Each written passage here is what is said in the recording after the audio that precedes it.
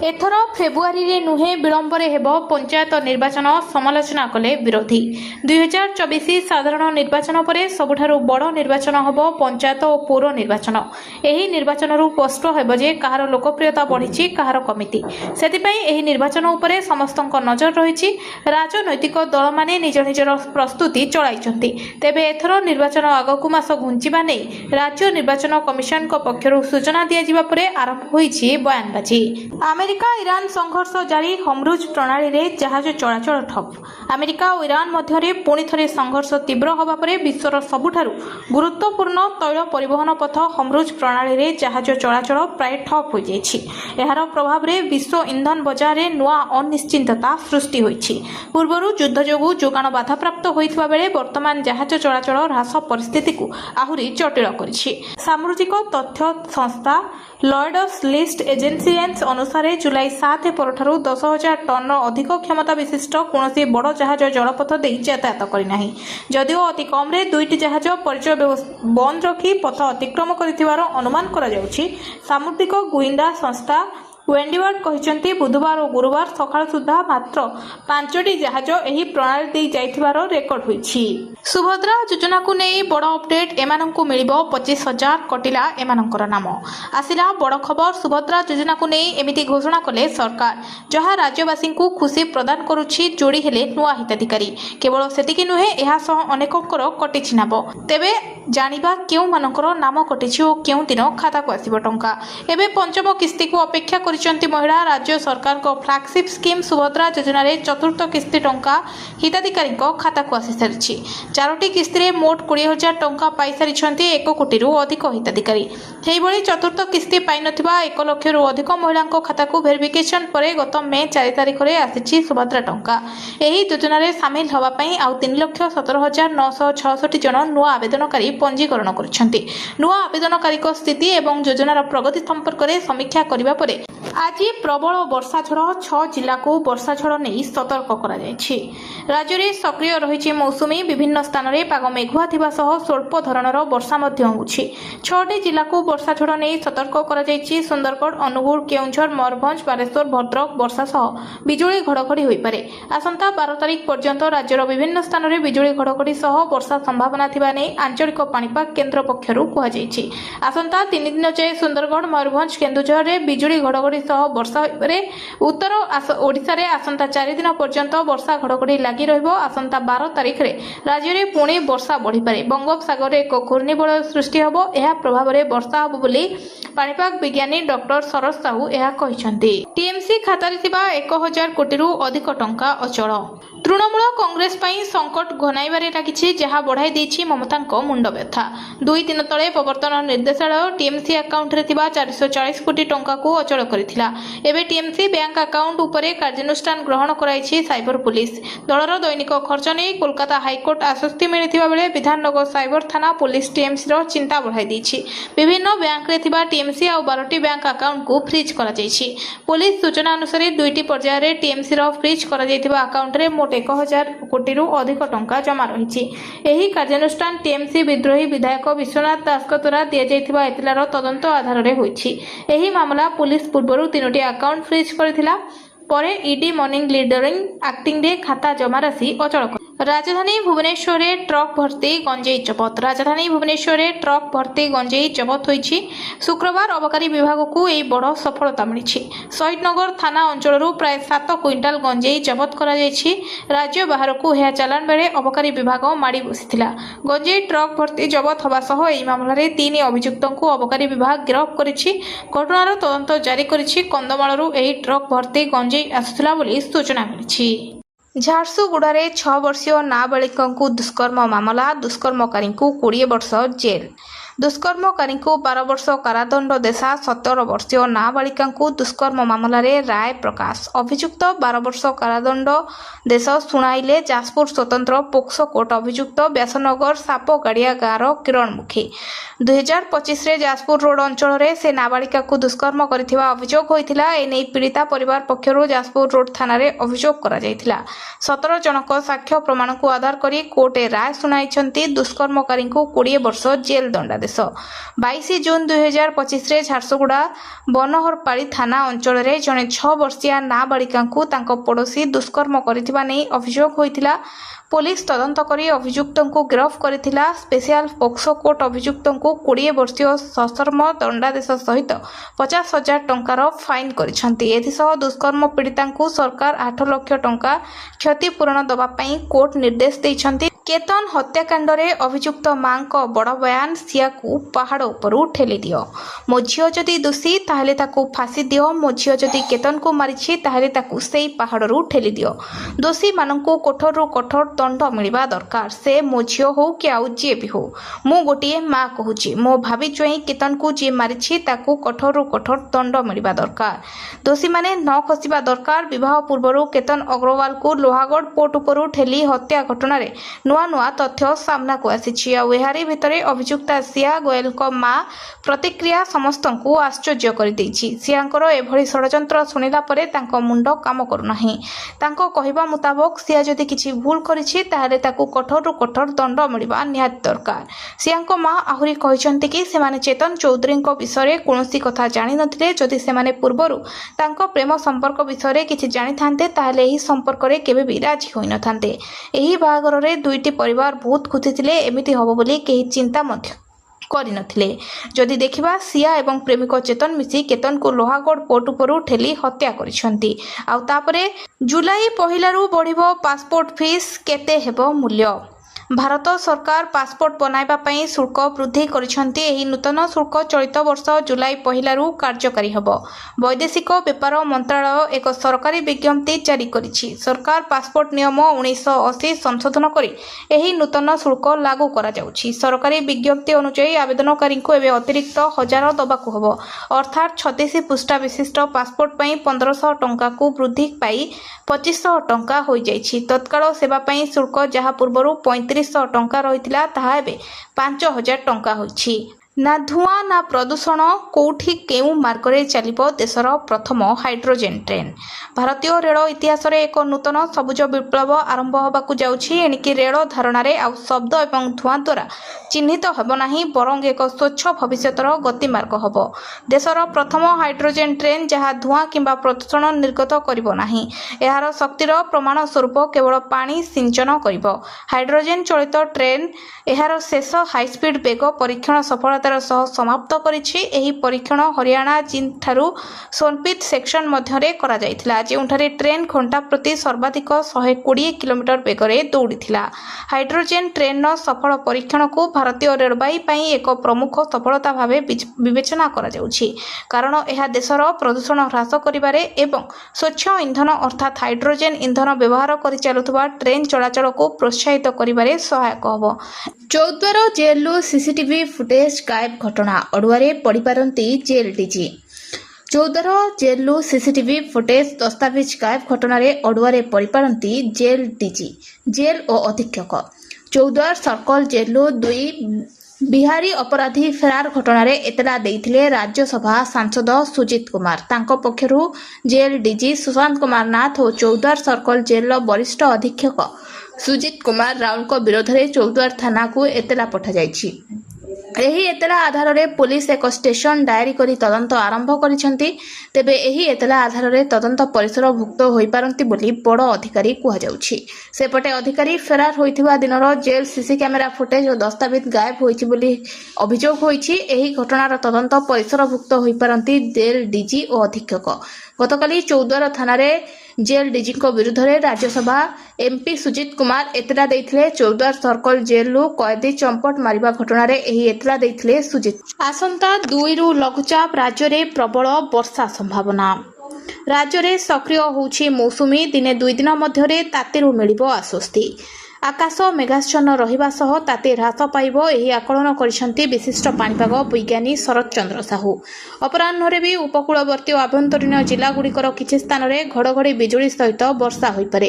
ଜୁଲାଇ 5ରୁ 6 ତାରିଖ ପର୍ଯ୍ୟନ୍ତ ତାତିରୁ ତ୍ରାହି ମିଳିବ, କିନ୍ତୁ ଜଳୀୟ ବାଷ୍ପ ପ୍ରଭାବରେ ଗୁଳୁଗୁଳି ପୂର୍ବ ପରି ଜାରି ରହିବ।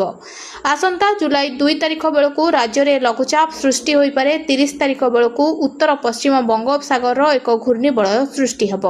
ଏହା ଘନୀଭୂତ ହୋଇ ଲଘୁଚାପରେ ପରିଣତ ହେବ କିନ୍ତୁ 1 ତାରିଖ ଯାଏଁ ରାଜ୍ୟରେ ସ୍ୱାଭାବିକ ଠାରୁ କମ୍ ବର୍ଷା ହୋଇପାରେ। 2 ରୁ 8 ତାରିଖରେ ସ୍ୱାଭାବିକ ବା ସ୍ୱାଭାବିକଠାରୁ ଅଧିକ ବର୍ଷାର ସମ୍ଭାବନା ରହିଛି। ପାଣିପାଗ ବିଭାଗ ବିସ୍ତାରିତ ଆକଳନରେ ଏହି ପୂର୍ବାନୁମାନ କରିଛନ୍ତି ପାଣିପାଗ ବିଜ୍ଞାନୀ ଡକ୍ଟର ଶରତ ସାହୁ। ସୁନା ରୂପା ଦରରେ ହଠାତ୍ କ୍ରାସ୍, ରୂପା ଦର 45,000 ଟଙ୍କା କମିଲା, ସୁନା ବି ହେଲା ଶସ୍ତା। ଏବେ ଚାଲିଛି ବିବାହ ଋତୁ। ରେଟ୍ ଯେତେ ଅଧିକ ଥିଲେ ବି ଲୋକ ସୁନା ରୂପା କିଣିବାକୁ ବାଧ୍ୟ। କିନ୍ତୁ ହଠାତ୍ କିଛି ଦିନ ହେଲା ସୁନା ରୂପା ଦର କମିବାରେ ଲାଗିଛି, ଯେଉଁଥିପାଇଁ ଲୋକଙ୍କୁ କିଛି ମାତ୍ରାରେ ଆଶ୍ୱସ୍ତି ଦେଇଛି। ବହୁ ଦିନ ବ୍ୟବଧାନ ପରେ ରାଜ୍ୟରେ ରୂପା କେଜି 2.5 ଲକ୍ଷ ଟଙ୍କାରୁ କମ୍ ହୋଇଛି। ଗୁରୁବାର ଏହାର ଦାମ 10,000 ଟଙ୍କା କମ୍ ହେବାରୁ ତାହା 2,40,000 ଟଙ୍କାକୁ ଖସି ଆସିଛି। ଚଳିତ ମାସ 16 ତାରିଖରୁ ରୂପାର ମୂଲ୍ୟ 45,000 ଟଙ୍କାରେ ହ୍ରାସ ଘଟିଛି। ସେହି ସମୟରେ ରୂପା କେଜି 2,75,000 ଟଙ୍କା ଥିଲା। ଅନ୍ୟପକ୍ଷରେ 22 କ୍ୟାରେଟ୍ ସୁନା 10 ଗ୍ରାମର 250 ଟଙ୍କା ହ୍ରାସ ପାଇ 1,32,300 ଟଙ୍କା ଓ 24 କ୍ୟାରେଟ୍ ସୁନାର ଦାମ 270 ଟଙ୍କା ହ୍ରାସ ପାଇ 1,44,330 ଟଙ୍କା ହୋଇଛି। ଗତକାଲି 22 କ୍ୟାରେଟ୍ ସୁନା 3100 ଟଙ୍କା ଓ 24 କ୍ୟାରେଟ୍।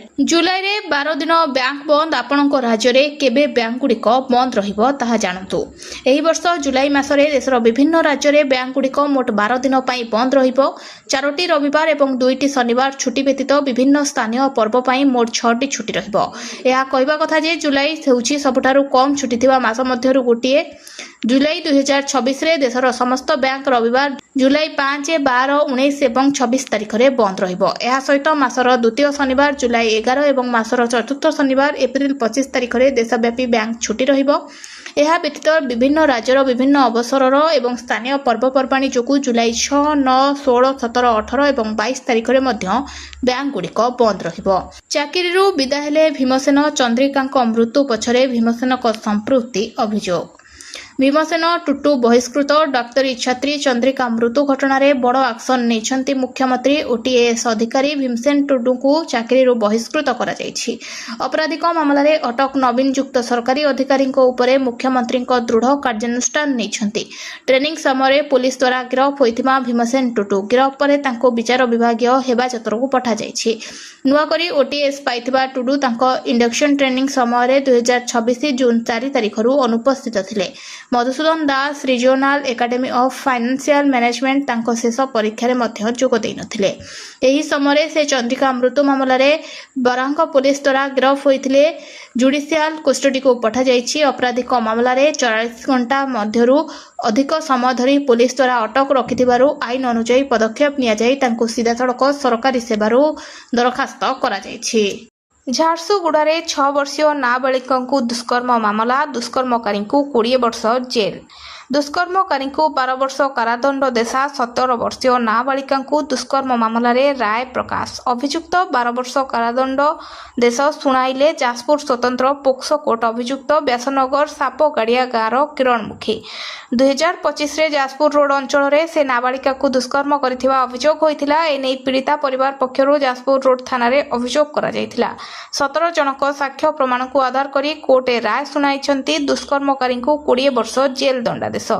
22 ଜୁନ୍ 2025ରେ ଝାରସୁଗୁଡ଼ା ବନହରପାଳି ଥାନା ଅଞ୍ଚଳରେ ଜଣେ 6 ବର୍ଷୀୟା ନାବାଳିକାଙ୍କୁ ତାଙ୍କ ପଡ଼ୋଶୀ ଦୁଷ୍କର୍ମ କରିଥିବା ନେଇ ଅଭିଯୋଗ ହୋଇଥିଲା। ପୋଲିସ ତଦନ୍ତ କରି ଅଭିଯୁକ୍ତଙ୍କୁ ଗିରଫ କରିଥିଲା। ସ୍ପେଶାଲ ପୋକ୍ସୋ କୋର୍ଟ ଅଭିଯୁକ୍ତଙ୍କୁ 20 ବର୍ଷୀୟ ସଶ୍ରମ ଦଣ୍ଡାଦେଶ ସହିତ 50,000 ଟଙ୍କାର ଫାଇନ୍ କରିଛନ୍ତି। ଏଥିସହ ଦୁଷ୍କର୍ମ ପୀଡ଼ିତାଙ୍କୁ ସରକାର 8 ଲକ୍ଷ ଟଙ୍କା କ୍ଷତିପୂରଣ ଦେବା ପାଇଁ କୋର୍ଟ ନିର୍ଦ୍ଦେଶ ଦେଇଛନ୍ତି। କେତନ ହତ୍ୟାକାଣ୍ଡରେ ଅଭିଯୁକ୍ତ ମାଙ୍କ ବଡ଼ ବୟାନ, ସିଆକୁ ପାହାଡ଼ ଉପରୁ ଠେଲି ଦିଅ। ମୋ ଝିଅ ଯଦି ଦୋଷୀ ତାହେଲେ ତାକୁ ଫାଶୀ ଦିଅ। ମୋ ଝିଅ ଯଦି କେତନକୁ ମାରିଛି ତାହେଲେ ତାକୁ ସେଇ ପାହାଡ଼ରୁ ଠେଲି ଦିଅ। ଦୋଷୀମାନଙ୍କୁ କଠୋରରୁ କଠୋର ଦଣ୍ଡ ମିଳିବା ଦରକାର। ସେ ମୋ ଝିଅ ହେଉ କି ଆଉ ଯିଏ ବି ହେଉ। ମୁଁ ଗୋଟିଏ ମା କହୁଛି, ମୋ ଭାବି ଜ୍ୱାଇଁ କେତନକୁ ଯିଏ ମାରିଛି ତାକୁ କଠୋରରୁ କଠୋର ଦଣ୍ଡ ମିଳିବା ଦରକାର। ଦୋଷୀମାନେ ନ ଖସିବା ଦରକାର। ବିବାହ ପୂର୍ବରୁ କେତନ ଅଗ୍ରୱାଲକୁ ଲୋହାଗଡ଼ ପୋର୍ଟ ଉପରୁ ଠେଲି ହତ୍ୟା ଘଟଣାରେ ନୂଆ ନୂଆ ତଥ୍ୟ ସାମ୍ନାକୁ ଆସିଛି। ଆଉ ଏହାରି ଭିତରେ ଅଭିଯୁକ୍ତା ସିଆ ଗୋଏଲଙ୍କ ମା ପ୍ରତିକ୍ରିୟା ସମସ୍ତଙ୍କୁ ଆଶ୍ଚର୍ଯ୍ୟ କରିଦେଇଛି। ସିଆଙ୍କର ଏଭଳି ଷଡ଼ଯନ୍ତ୍ର ଶୁଣିଲା ପରେ ତାଙ୍କ ମୁଣ୍ଡ କାମ କରୁନାହିଁ। ତାଙ୍କ କହିବା ମୁତାବକ ସିଆ ଯଦି କିଛି ଭୁଲ କରିଛି ତାହେଲେ ତାକୁ କଠୋରରୁ କଠୋର ଦଣ୍ଡ ମିଳିବା ନିହାତି ଦରକାର। ସିଆଙ୍କ ମା ଆହୁରି କହିଛନ୍ତି କି ସେମାନେ ଚେତନ ଚୌଧୁରୀଙ୍କ ବିଷୟରେ କୌଣସି କଥା ଜାଣିନଥିଲେ। ଯଦି ସେମାନେ ପୂର୍ବରୁ ତାଙ୍କ ପ୍ରେମ ସମ୍ପର୍କ ବିଷୟରେ କିଛି ଜାଣିଥାନ୍ତେ ତାହେଲେ ଏହି ସମ୍ପର୍କରେ କେବେ ବି ରାଜି ହୋଇନଥାନ୍ତେ। ଏହି ବାହାଘରରେ ଦୁଇଟି ପରିବାର ବହୁତ ଖୁସି ଥିଲେ। ଏମିତି ହେବ ବୋଲି କେହି ଚିନ୍ତା ମଧ୍ୟ କରିନଥିଲେ। ଯଦି ଦେଖିବା ସିଆ ଏବଂ ପ୍ରେମିକ ଚେତନ ମିଶି କେତନକୁ ଲୋହାଗଡ଼ ପୋର୍ଟ ଉପରୁ ଠେଲି ହତ୍ୟା କରିଛନ୍ତି। ଆଉ ତାପରେ ଜୁଲାଇ 1ରୁ ବଢ଼ିବ ପାସପୋର୍ଟ ଫିସ୍, କେତେ ହେବ ମୂଲ୍ୟ? ଭାରତ ସରକାର ପାସପୋର୍ଟ ବନାଇବା ପାଇଁ ଶୁଳ୍କ ବୃଦ୍ଧି କରିଛନ୍ତି। ଏହି ନୂତନ ଶୁଳ୍କ ଚଳିତ ବର୍ଷ ଜୁଲାଇ 1ରୁ କାର୍ଯ୍ୟକାରୀ ହେବ। ବୈଦେଶିକ ବ୍ୟାପାର ମନ୍ତ୍ରଣାଳୟ ଏକ ସରକାରୀ ବିଜ୍ଞପ୍ତି ଜାରି କରିଛି। ସରକାର ପାସପୋର୍ଟ ନିୟମ 1980 ସଂଶୋଧନ କରି ଏହି ନୂତନ ଶୁଳ୍କ ଲାଗୁ କରାଯାଉଛି। ସରକାରୀ ବିଜ୍ଞପ୍ତି ଅନୁଯାୟୀ ଆବେଦନକାରୀଙ୍କୁ ଏବେ ଅତିରିକ୍ତ 1000 ଦେବାକୁ ହେବ। ଅର୍ଥାତ୍ 36 ପୃଷ୍ଠା ବିଶିଷ୍ଟ ପାସପୋର୍ଟ ପାଇଁ 1500 ଟଙ୍କାକୁ ବୃଦ୍ଧି ପାଇ 2500 ଟଙ୍କା ହୋଇଯାଇଛି। ତତ୍କାଳ ସେବା ପାଇଁ ଶୁଳ୍କ ଯାହା ପୂର୍ବରୁ 3500 ଟଙ୍କା ରହିଥିଲା ତାହା ଏବେ 5000 ଟଙ୍କା ହୋଇଛି। ନା ଧୂଆଁ ନା ପ୍ରଦୂଷଣ, କୋଉଠି କେଉଁ ମାର୍ଗରେ ଚାଲିବ ଦେଶର ପ୍ରଥମ ହାଇଡ୍ରୋଜେନ୍ ଟ୍ରେନ୍? ଭାରତୀୟ ରେଳ ଇତିହାସରେ ଏକ ନୂତନ ସବୁଜ ବିପ୍ଳବ ଆରମ୍ଭ ହେବାକୁ ଯାଉଛି। ଏଣିକି ରେଳ ଧାରଣାରେ ଆଉ ଶବ୍ଦ ଏବଂ ଧୂଆଁ ଦ୍ୱାରା ଚିହ୍ନିତ ହେବ ନାହିଁ, ବରଂ ଏକ ସ୍ୱଚ୍ଛ ଭବିଷ୍ୟତର ଗତିମାର୍ଗ ହେବ। ଦେଶର ପ୍ରଥମ ହାଇଡ୍ରୋଜେନ୍ ଟ୍ରେନ୍ ଯାହା ଧୂଆଁ କିମ୍ବା ପ୍ରଦୂଷଣ ନିର୍ଗତ କରିବ ନାହିଁ। ଏହାର ଶକ୍ତିର ପ୍ରମାଣ ସ୍ୱରୂପ କେବଳ ପାଣି ସିଞ୍ଚନ କରିବ। ହାଇଡ୍ରୋଜେନ୍ ଚାଳିତ ଟ୍ରେନ୍ ଏହାର ଶେଷ ହାଇସ୍ପିଡ୍ ବେଗ ପରୀକ୍ଷଣ ସଫଳତାର ସହ ସମାପ୍ତ କରିଛି। ଏହି ପରୀକ୍ଷଣ ହରିୟାଣା ଜିନ୍ଦ୍ ସୋନପିତ ସେକ୍ସନ ମଧ୍ୟରେ କରାଯାଇଥିଲା, ଯେଉଁଠାରେ ଟ୍ରେନ୍ ଘଣ୍ଟା ପ୍ରତି ସର୍ବାଧିକ 120 କିଲୋମିଟର ବେଗରେ ଦୌଡ଼ିଥିଲା। ହାଇଡ୍ରୋଜେନ୍ ଟ୍ରେନ୍ର ସଫଳ ପରୀକ୍ଷଣକୁ ଭାରତୀୟ ରେଳବାଇ ପାଇଁ ଏକ ପ୍ରମୁଖ ସଫଳତା ଭାବେ ବିବେଚନା କରାଯାଉଛି, କାରଣ ଏହା ଦେଶର ପ୍ରଦୂଷଣ ହ୍ରାସ କରିବାରେ ଏବଂ ସ୍ୱଚ୍ଛ ଇନ୍ଧନ ଅର୍ଥାତ୍ ହାଇଡ୍ରୋଜେନ୍ ଇନ୍ଧନ ବ୍ୟବହାର କରି ଚାଲୁଥିବା ଟ୍ରେନ୍ ଚଳାଚଳକୁ ପ୍ରୋତ୍ସାହିତ କରିବାରେ ସହାୟକ ହେବ। ଚୌଦ୍ୱାର ଜେଲରୁ ସିସିଟିଭି ଫୁଟେଜ୍ ଗାୟବ ଘଟଣା, ଅଡୁଆରେ ପଡ଼ିପାରନ୍ତି ଜେଲ୍ ଡିଜି। ଚୌଦ୍ୱାର ଜେଲରୁ ସିସିଟିଭି ଫୁଟେଜ୍ ଦସ୍ତାବିଜ ଗାୟବ ଘଟଣାରେ ଅଡୁଆରେ ପଡ଼ିପାରନ୍ତି ଜେଲ୍ ଡିଜି, ଜେଲ୍ ଓ ଅଧୀକ୍ଷକ। ଚୌଦ୍ୱାର ସର୍କଲ ଜେଲରୁ 2 ବିହାରୀ ଅପରାଧୀ ଫେରାର ଘଟଣାରେ ଏତଲା ଦେଇଥିଲେ ରାଜ୍ୟସଭା ସାଂସଦ ସୁଜିତ କୁମାର। ତାଙ୍କ ପକ୍ଷରୁ ଜେଲ୍ ଡିଜି ସୁଶାନ୍ତ କୁମାର ନାଥ ଓ ଚୌଦ୍ୱାର ସର୍କଲ ଜେଲର ବରିଷ୍ଠ ଅଧୀକ୍ଷକ ସୁଜିତ କୁମାର ରାଉଙ୍କ ବିରୋଧରେ ଚୌଦ୍ୱାର ଥାନାକୁ ଏତଲା ପଠାଯାଇଛି। ଏହି ଏତଲା ଆଧାରରେ ପୁଲିସ ଏକ ଷ୍ଟେସନ ଡାଏରୀ କରି ତଦନ୍ତ ଆରମ୍ଭ କରିଛନ୍ତି। ତେବେ ଏହି ଏତଲା ଆଧାରରେ ତଦନ୍ତ ପରିସରଭୁକ୍ତ ହୋଇପାରନ୍ତି ବୋଲି ବଡ଼ ଅଧିକାରୀ କୁହାଯାଉଛି। ସେପଟେ ଅଧିକାରୀ ଫେରାର ହୋଇଥିବା ଦିନର ଜେଲ୍ ସିସି କ୍ୟାମେରା ଫୁଟେଜ ଓ ଦସ୍ତାବିଜ ଗାୟବ ହୋଇଛି ବୋଲି ଅଭିଯୋଗ ହୋଇଛି। ଏହି ଘଟଣାର ତଦନ୍ତ ପରିସରଭୁକ୍ତ ହୋଇପାରନ୍ତି ଜେଲ୍ ଡିଜି ଓ ଅଧୀକ୍ଷକ।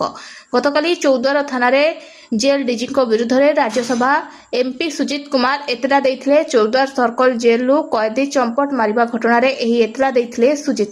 ଆସନ୍ତା 2ରୁ ଲଘୁଚାପ, ରାଜ୍ୟରେ ପ୍ରବଳ ବର୍ଷା ସମ୍ଭାବନା। ରାଜ୍ୟରେ ସକ୍ରିୟ ହେଉଛି ମୌସୁମୀ। ଦିନେ 2 ଦିନ ମଧ୍ୟରେ ତାତିରୁ ମିଳିବ ଆଶ୍ୱସ୍ତି।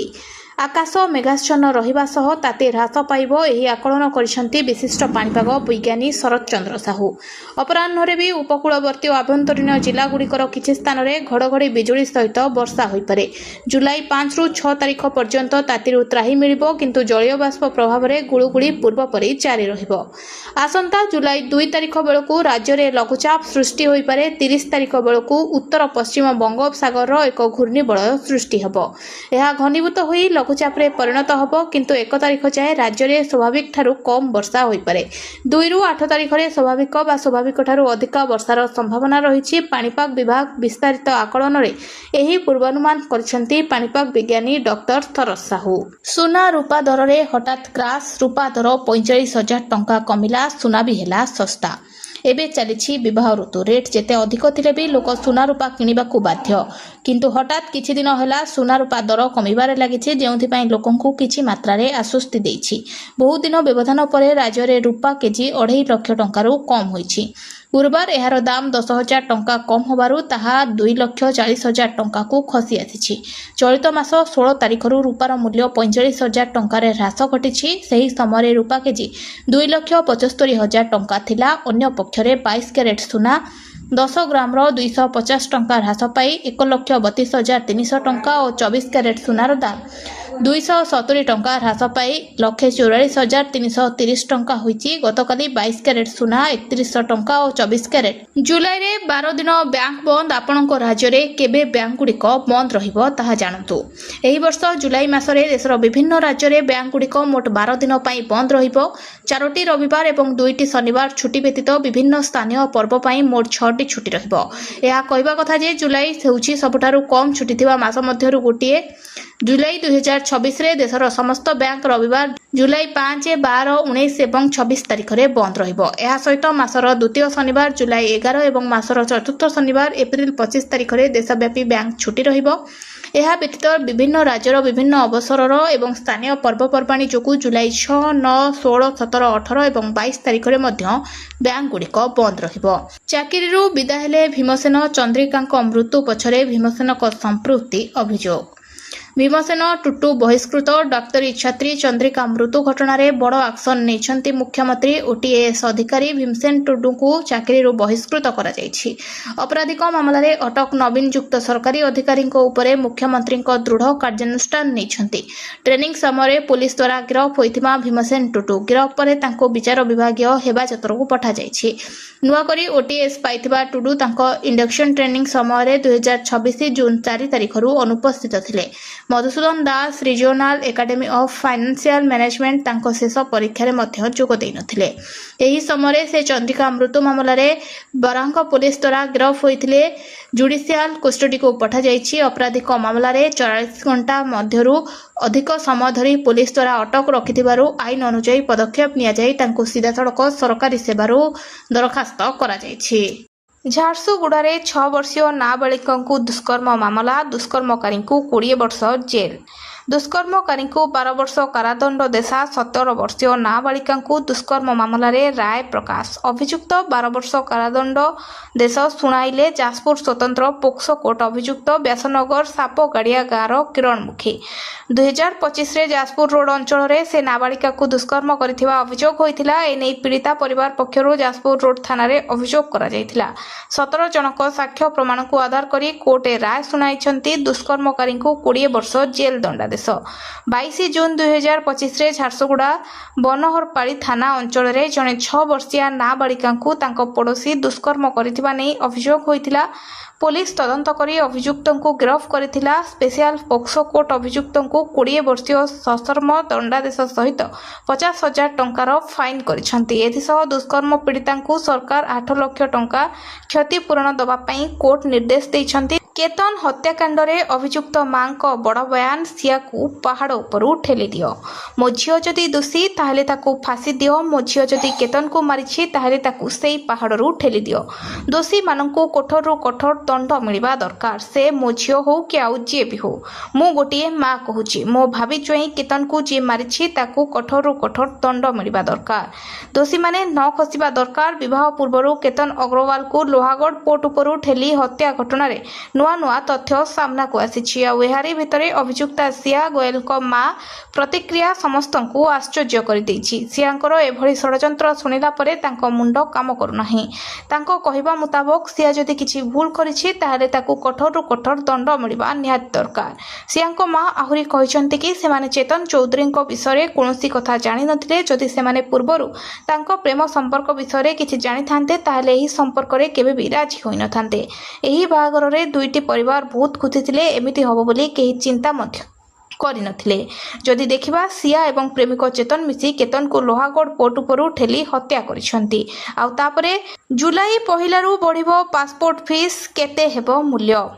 ଭାରତ ସରକାର ପାସପୋର୍ଟ ବନାଇବା ପାଇଁ ଶୁଳ୍କ ବୃଦ୍ଧି କରିଛନ୍ତି। ଏହି ନୂତନ ଶୁଳ୍କ ଚଳିତ ବର୍ଷ ଜୁଲାଇ 1ରୁ କାର୍ଯ୍ୟକାରୀ ହେବ।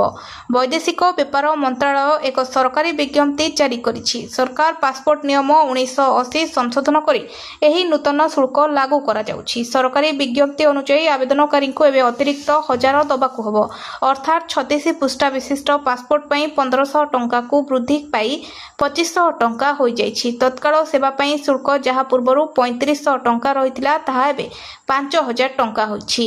ନା ଧୂଆଁ ନା ପ୍ରଦୂଷଣ, କୋଉଠି କେଉଁ ମାର୍ଗରେ ଚାଲିବ ଦେଶର ପ୍ରଥମ ହାଇଡ୍ରୋଜେନ୍ ଟ୍ରେନ୍। ଭାରତୀୟ ରେଳ ଇତିହାସରେ ଏକ ନୂତନ ସବୁଜ ବିପ୍ଳବ ଆରମ୍ଭ ହେବାକୁ ଯାଉଛି। ଏଣିକି ରେଳ ଧାରଣାରେ ଆଉ ଶବ୍ଦ ଏବଂ ଧୂଆଁ ଦ୍ୱାରା ଚିହ୍ନିତ ହେବ ନାହିଁ, ବରଂ ଏକ ସ୍ୱଚ୍ଛ ଭବିଷ୍ୟତର ଗତିମାର୍ଗ ହେବ। ଦେଶର ପ୍ରଥମ ହାଇଡ୍ରୋଜେନ୍ ଟ୍ରେନ୍ ଯାହା ଧୂଆଁ କିମ୍ବା ପ୍ରଦୂଷଣ ନିର୍ଗତ କରିବ ନାହିଁ। ଏହାର ଶକ୍ତିର ପ୍ରମାଣ ସ୍ୱରୂପ କେବଳ ପାଣି ସିଞ୍ଚନ କରିବ। ହାଇଡ୍ରୋଜେନ୍ ଚାଳିତ ଟ୍ରେନ୍ ଏହାର ଶେଷ ହାଇସ୍ପିଡ୍ ବେଗ ପରୀକ୍ଷଣ ସଫଳତା ସଫଳତାର ସହ ସମାପ୍ତ କରିଛି। ଏହି ପରୀକ୍ଷଣ ହରିୟାଣା ଜିନ୍ଠାରୁ ସୋନପିତ ସେକ୍ସନ ମଧ୍ୟରେ କରାଯାଇଥିଲା, ଯେଉଁଠାରେ ଟ୍ରେନ୍ ଘଣ୍ଟା ପ୍ରତି ସର୍ବାଧିକ 120 କିଲୋମିଟର ବେଗରେ ଦୌଡ଼ିଥିଲା। ହାଇଡ୍ରୋଜେନ୍ ଟ୍ରେନ୍ର ସଫଳ ପରୀକ୍ଷଣକୁ ଭାରତୀୟ ରେଳବାଇ ପାଇଁ ଏକ ପ୍ରମୁଖ ସଫଳତା ଭାବେ ବିବେଚନା କରାଯାଉଛି, କାରଣ ଏହା ଦେଶର ପ୍ରଦୂଷଣ ହ୍ରାସ କରିବାରେ ଏବଂ ସ୍ୱଚ୍ଛ ଇନ୍ଧନ ଅର୍ଥାତ୍ ହାଇଡ୍ରୋଜେନ୍ ଇନ୍ଧନ ବ୍ୟବହାର କରି ଚାଲୁଥିବା ଟ୍ରେନ୍ ଚଳାଚଳକୁ ପ୍ରୋତ୍ସାହିତ କରିବାରେ ସହାୟକ ହେବ। ଚୌଦ୍ୱାର ଜେଲ୍ରୁ ସିସିଟିଭି ଫୁଟେଜ୍ ଗାଏବ ଘଟଣା, ଅଡ଼ୁଆରେ ପଡ଼ିପାରନ୍ତି ଜେଲ୍ ଡିଜି। ଚୌଦ୍ୱାର ଜେଲ୍ରୁ ସିସିଟିଭି ଫୁଟେଜ୍ ଦସ୍ତାବିଜ ଗାଏବ ଘଟଣାରେ ଅଡ଼ୁଆରେ ପଡ଼ିପାରନ୍ତି ଜେଲ୍ ଡିଜି, ଜେଲ୍ ଓ ଅଧୀକ୍ଷକ। ଚୌଦ୍ୱାର ସର୍କଲ ଜେଲ୍ରୁ 2 ବିହାରୀ ଅପରାଧୀ ଫେରାର ଘଟଣାରେ ଏତଲା ଦେଇଥିଲେ ରାଜ୍ୟସଭା ସାଂସଦ ସୁଜିତ କୁମାର। ତାଙ୍କ ପକ୍ଷରୁ ଜେଲ୍ ଡିଜି ସୁଶାନ୍ତ କୁମାର ନାଥ ଓ ଚୌଦ୍ୱାର ସର୍କଲ ଜେଲ୍ର ବରିଷ୍ଠ ଅଧୀକ୍ଷକ ସୁଜିତ କୁମାର ରାଉଙ୍କ ବିରୋଧରେ ଚୌଦ୍ୱାର ଥାନାକୁ ଏତଲା ପଠାଯାଇଛି। ଏହି ଏତଲା ଆଧାରରେ ପୁଲିସ ଏକ ଷ୍ଟେସନ ଡାଏରୀ କରି ତଦନ୍ତ ଆରମ୍ଭ କରିଛନ୍ତି। ତେବେ ଏହି ଏତଲା ଆଧାରରେ ତଦନ୍ତ ପରିସରଭୁକ୍ତ ହୋଇପାରନ୍ତି ବୋଲି ବଡ଼ ଅଧିକାରୀ କୁହାଯାଉଛି। ସେପଟେ ଅଧିକାରୀ ଫେରାର ହୋଇଥିବା ଦିନର ଜେଲ୍ ସିସି କ୍ୟାମେରା ଫୁଟେଜ୍ ଓ ଦସ୍ତାବିଜ ଗାଏବ ହୋଇଛି ବୋଲି ଅଭିଯୋଗ ହୋଇଛି। ଏହି ଘଟଣାର ତଦନ୍ତ ପରିସରଭୁକ୍ତ ହୋଇପାରନ୍ତି ଜେଲ୍ ଡିଜି ଓ ଅଧୀକ୍ଷକ।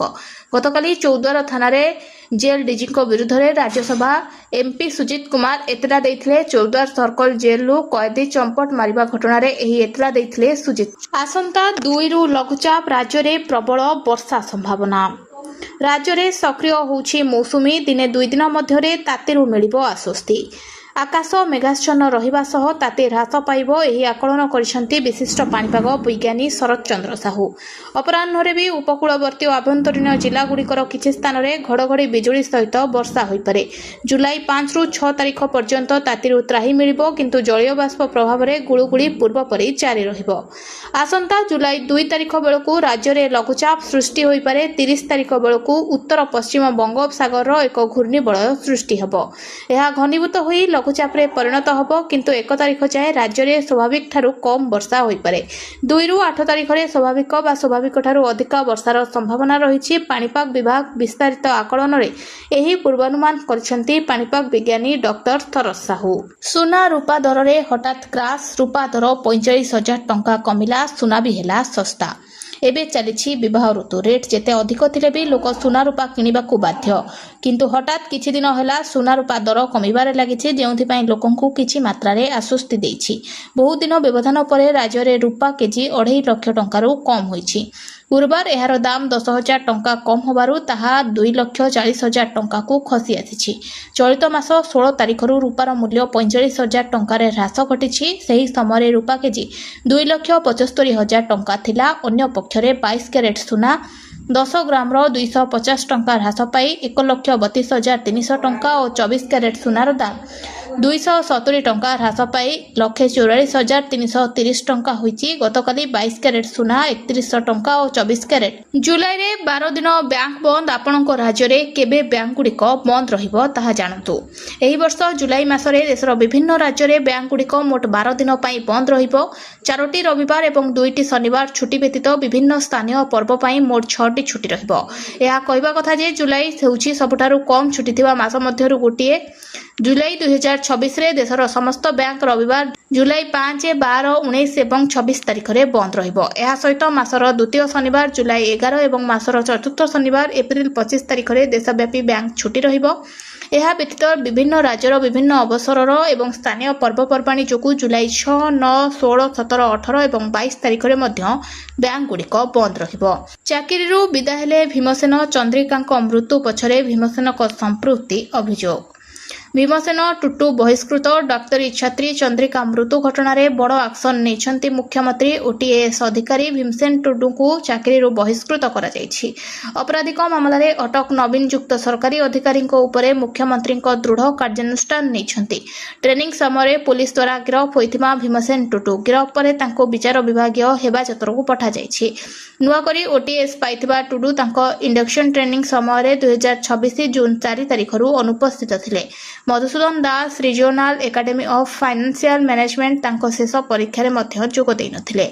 ଏହି ସମୟରେ ସେ ଚନ୍ଦ୍ରିକା ମୃତ୍ୟୁ ମାମଲାରେ ବରାଙ୍କ ପୁଲିସ ଦ୍ୱାରା ଗିରଫ ହୋଇଥିଲେ। ଜୁଡିସିଆଲ କଷ୍ଟଡିକୁ ପଠାଯାଇଛି। ଅପରାଧିକ ମାମଲାରେ 44 ଘଣ୍ଟା ମଧ୍ୟରୁ ଅଧିକ ସମୟ ଧରି ପୁଲିସ ଦ୍ୱାରା ଅଟକ ରଖିଥିବାରୁ ଆଇନ ଅନୁଯାୟୀ ପଦକ୍ଷେପ ନିଆଯାଇ ତାଙ୍କୁ ସିଧାସଳଖ ସରକାରୀ ସେବାରୁ ବରଖାସ୍ତ କରାଯାଇଛି।